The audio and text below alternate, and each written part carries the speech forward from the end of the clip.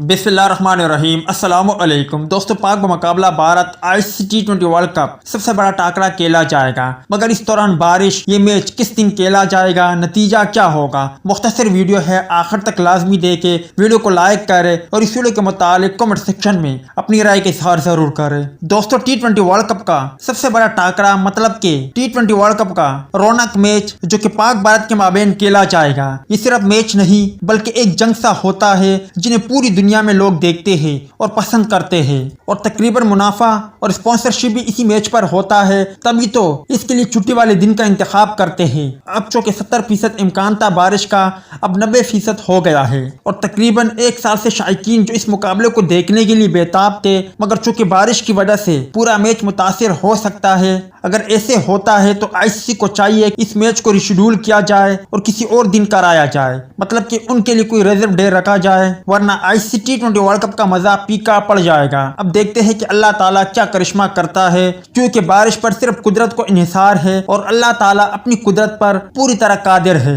और देखते हैं कि ICC इसके लिए क्या इकदाम करता है, ये तो जल्द मालूम हो जाएगा।